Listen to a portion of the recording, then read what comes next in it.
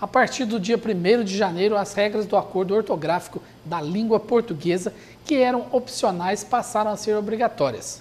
Confira as principais mudanças, como elas influenciam no dia a dia da população, na formação dos estudantes e também dicas para se informar melhor.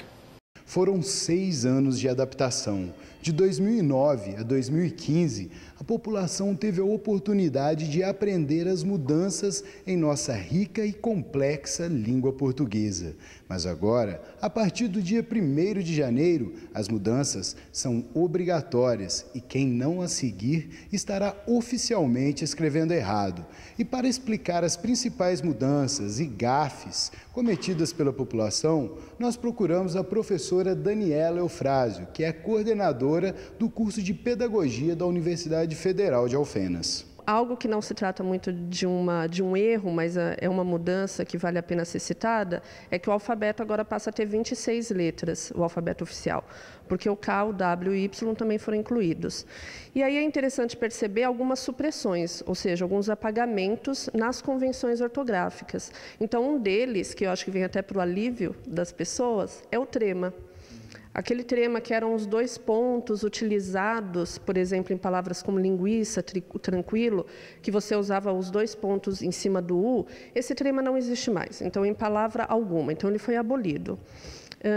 É interessante notar também algumas mudanças na acentuação gráfica. Então, palavras que eram acentuadas, a gente pode citar aqui, assembleia, ideia, paranoia, eram palavras que eram acentuadas no ditongo aberto, que é esse e e oi, que a gente pronuncia e oi aqui no Brasil. Então, esse ditongo aberto, que levava o acento agudo, ele não tem mais, né? Que são em palavras paroxítonas, especificamente. Aí tem aquela questão da tonicidade que entra em jogo. Ainda no âmbito do acento gráfico, um outro destaque pode ser para os encontros vocálicos e e o. Esses encontros vocálicos, eles levavam acento circunflexo e não tem mais. Ainda sobre a acentuação gráfica, algo que pode ser dito também é em relação àquele acento diferencial que nós usávamos, por exemplo, para palavras como pelo, que o pelo do gato você usava acento e o pelo preposição não. Então agora não usa mais, em nenhuma e nem outra palavra. E daí como é que você vai saber? Pelo contexto. Sobre o hífen, também vale a pena dizer de alguns apagamentos, de algumas supressões, ou seja, aquele hífen, aquele tracinho entre 2 palavras, ou entre um prefixo e outra palavra que nós usávamos antes, se você tomar algumas composições, como aquelas em que o primeiro elemento acaba com vogal e o segundo elemento começa com vogal diferente, a gente não tem mais o hífen. Assim como, ainda em relação ao hífen, você tinha palavras como contra-regra, que você também utilizava o hífen. Agora, quando o segundo elemento da composição começar com R ou com S, com poucas exceções, mas na maioria dos casos, sempre que começar com R ou com S o segundo elemento, você vai duplicar o R ou o S. E essas mudanças, elas já estão desde 2009, né, em livros, em apostilas, inclusive no próprio corretor virtual que tem aí nas redes sociais e programas para escrever, né? Exatamente. O que aconteceu é que esse novo acordo ortográfico, ele entrou em vigor em 2009.